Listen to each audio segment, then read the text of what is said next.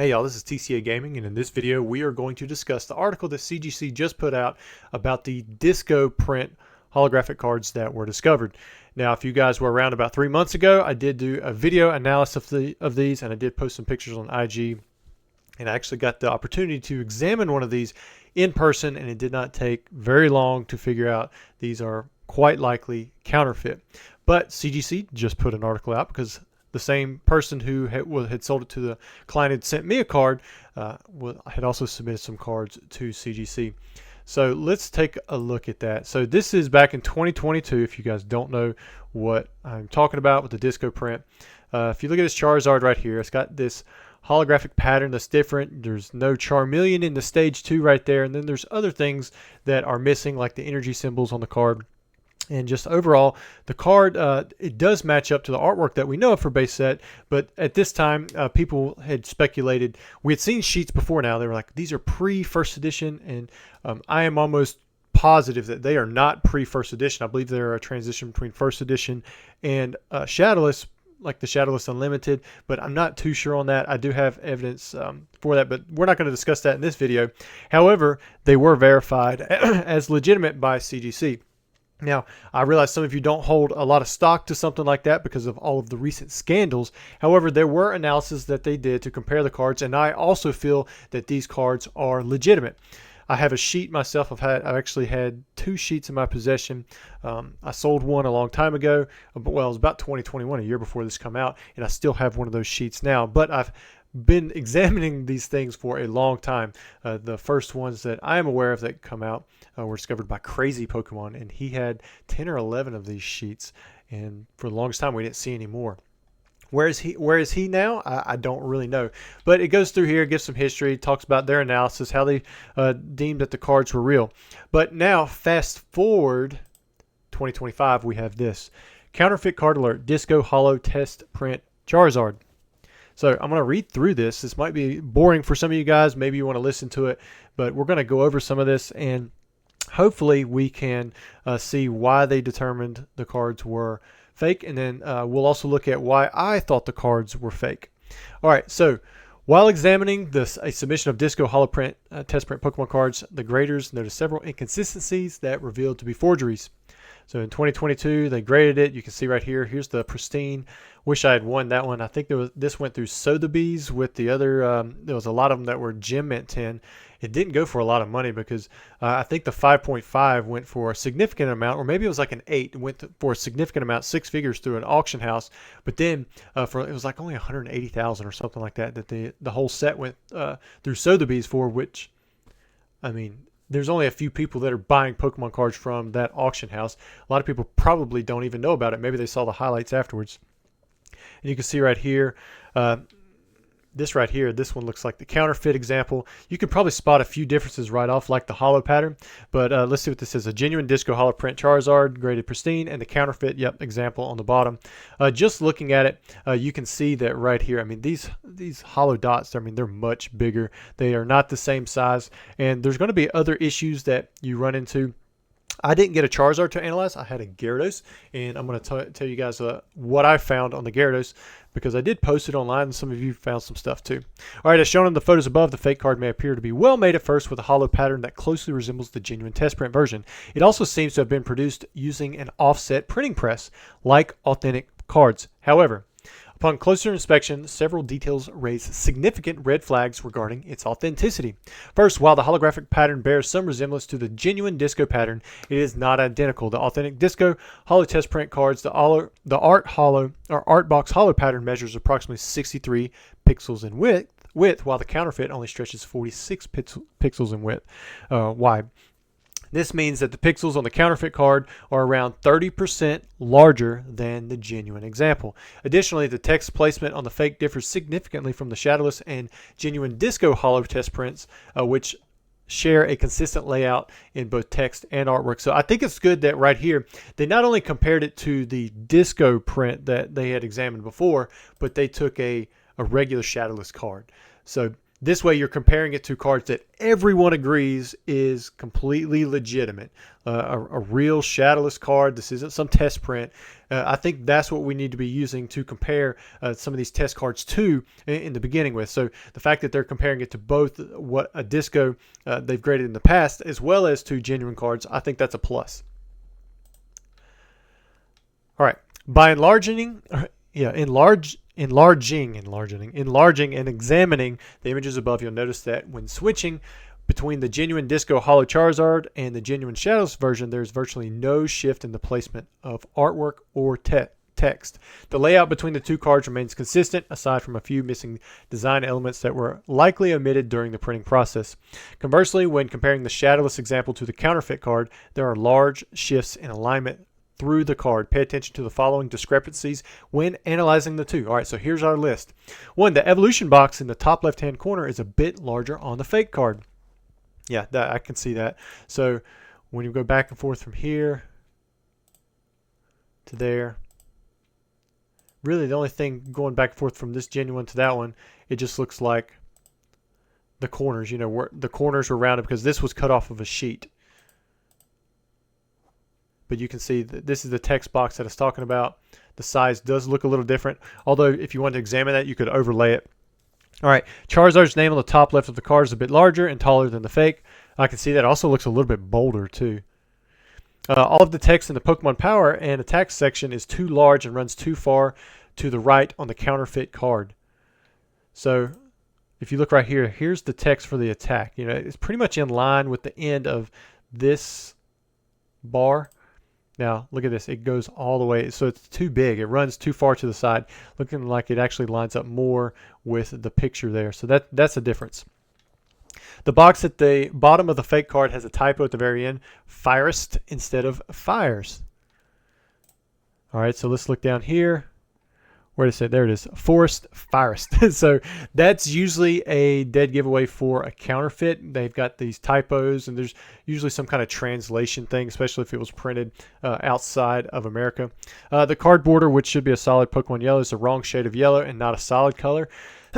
That's not usually that big of an issue unless there's like a specific type of rosette pattern that you can use to achieve the yellow, because we do know that with shadowless cards they have a range all the way from like a lighter yellow to an orange, almost like a burnt orange, and some collectors actually collect both of them. So I don't know for sure that is an issue. However, if I'm almost certain on this, because I've talked with a few employees about this in the past.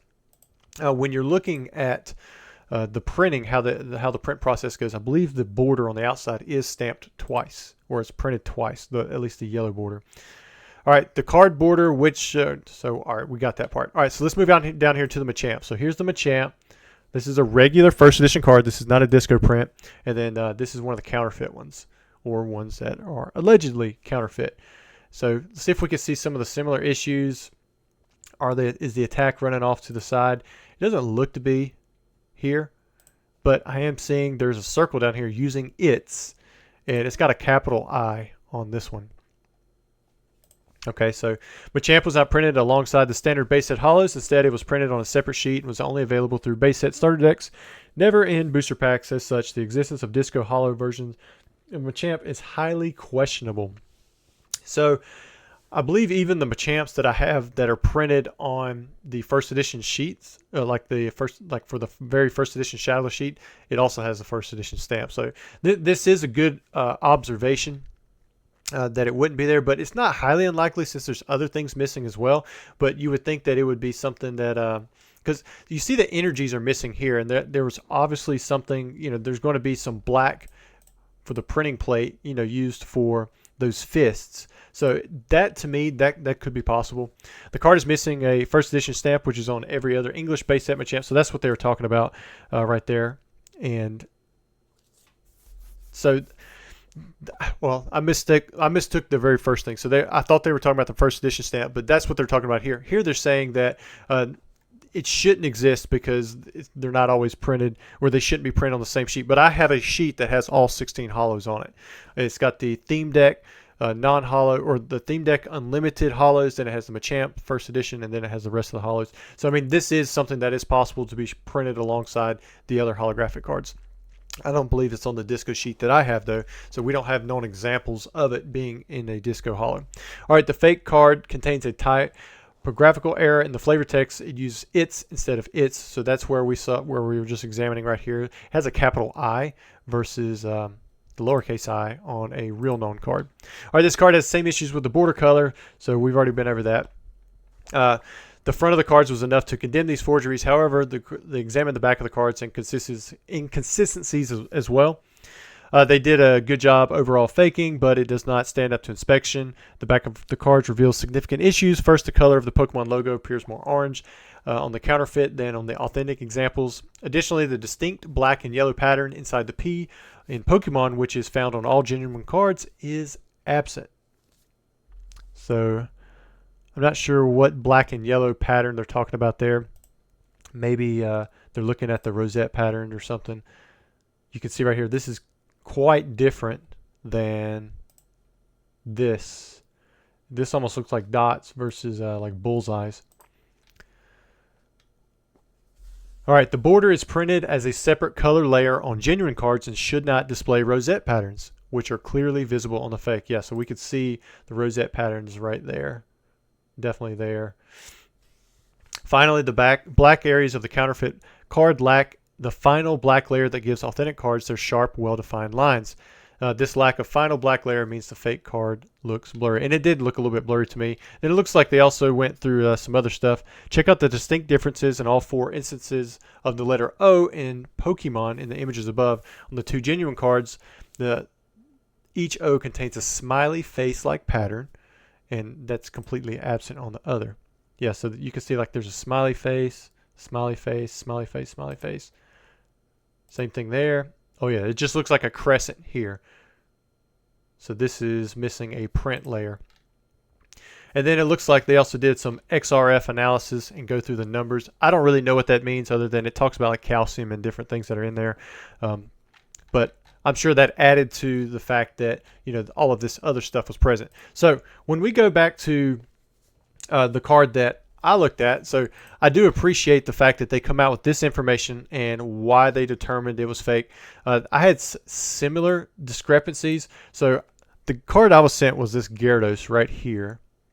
And this is an authentic, well, I assume it's authentic. Everything seems to line up. Disco hollow uncut sheet. And you can see, even in this blurry picture that I supplied him, the surface is completely different. Like there's a hollow bleed on the entire thing for the Gyarados. Now, some cards have hollow bleeds, sometimes they don't. So that could just be a coincidence, right? You're comparing, you know, one side by side to the other, but the colors are different, like the saturation in itself. But there are other discrepancies. Just looking at it, it almost looks like the text. The black text is more bold. The Gyarados does look bigger, and so forth. So here's another picture, kind of angled. You can see how the pixels flow through quite a bit more. Same thing here. And then I also did, like, I showed the surface. Even in the light, I couldn't get the pixels to show through, but it was almost like a smooth type surface, and it was much darker on the edge. And what I had mentioned to him was, I said stage and resistance is printed differently. Looking at the picture here, resistance, this is the one that's on my sheet. Resistance says -30. The one that I was sent does not say that. And these are, I'm looking at things that are objective. You might be able to say, hey, this one looks smaller than this one over here, but unless you go in there and measure it, I'm showing you guys things that are physically, they're just not present on the card. So like there's no resistance on this card. If we scroll up, the Gyarados that's on my sheet says stage 1, whereas it says stage 2 on the Gyarados that was sent, that was the test print that was found. And then here was the dagger. Pokemon, P-O-K-E with the tilde over it, M-O-N. And of course it didn't have it. It just says P-O-K-E-M-O-N. There's no tilde over the E right here in the middle of the bubble beam attack. And I would think that if Pokemon's going to get anything right, it would be the word Pokemon. I will say though, that has not always been the case, because I do have an uncut sheet that on the outside, not on the cards themselves, but like on some of the print data on the outside, it says Pokemon. It legitimately says Pokemon. So it would not surprise me if there was something like this that would happen, but it is so highly unlikely.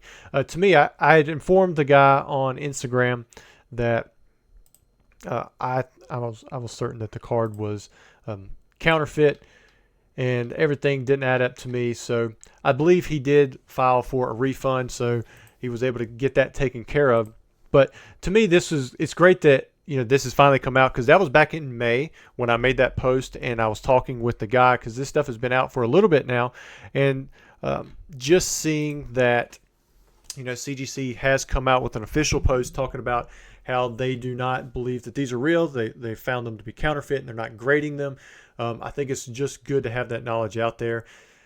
Do I believe there's a chance that they're real? I think that all of these things could be explained away in a crazy world, but I just don't know how, unless there's some kind of documentation through Wizards of the Coast that these things were indeed printed this way, and we have sheets that can be somehow analyzed and shown that they were real with all of these matching qualities that seem to match up with known fakes. There's no way that these would ever be deemed as anything other than counterfeit. So for now, I'm going to say that's where they're going to sit. And that was my analysis of them as well back in May. But I hadn't heard too much about these cards since then, because I know that the seller was kind of being cautious about whether or not he wanted to move these things, and he didn't know for sure that they were real. He'd gotten them years ago. But the thing is, with all of the red flags there are, yeah, it wasn't worth taking the risk. I didn't buy any of these myself. I did, like I said, I had that one that was sent to me for somebody. They wanted me to look at it and analyze it, and I don't know of anybody who saw these as, hey, these are legitimately 100% real. I've never heard anybody say that. But yeah, there's the article. I hope you guys enjoyed it, and let me know what you think.